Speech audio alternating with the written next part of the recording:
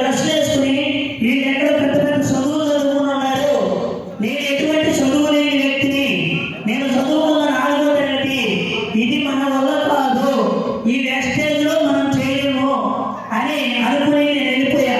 నాకు ఈ మీటింగ్ మొత్తం వినదాకా ఏమీ అర్థం కాలేదు, ఎందుకంటే పొష్టిసారి కాబట్టి. సరే ఒకే మాట అన్నాను. నేను ఇంటికి వెళ్ళిన తర్వాత మనం జాయిన్ చేసిన మన అప్లైన్ ఉంటారు కదా, దాచాడే ఉన్నానండి, లక్ష్మణ్ నువ్వు మీటింగ్ వచ్చినావు కదా, ఎన్నో కదా అర్థం కాదు, నేను 1-to-1 ఓన్ మీటింగ్లు నీకు తెలిసిన వాళ్ళ దగ్గరికి నన్ను కూడా తీసుకెళ్ళు, నీకు నెలకు ₹1,00,000 వచ్చేటట్టు ఫార్వర్డ్ టికెట్ చేస్తా, సంవత్సరం నేను చెప్పినట్టు నువ్వు చేయమంటే, సార్ ₹1,00,000 అంటే అది అసాధ్యం, అది వల్ల కాదు, ఈ ప్రొడక్ట్ అమ్మితే కదా ₹1,00,000 వచ్చేది అనుకున్నా నేను ఫస్ట్.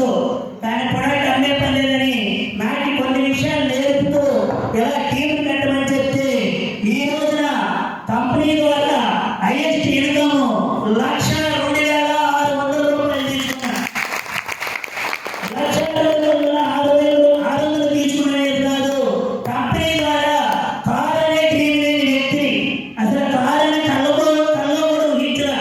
కానీ ఈ రోజున కంపెనీ ద్వారా ₹16,00,000 కార్లో తిరుగుతున్నా.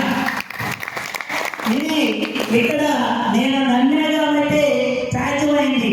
మనం ఇక్కడికి వచ్చి కూర్చుంటాం, ఏదో ఆ డబ్బుల కోసం, ఆ స్వార్థం కోసం ఇక్కడ మీటింగ్ చెప్తారనుకుంటారు, అది అపోహ.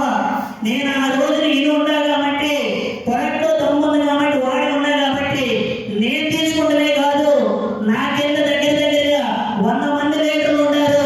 5,000 నుండి 10,000 నుండి 50,000 నుండి 70,000 తీసుకునే లీడర్లు 100 మంది ఉన్నారు.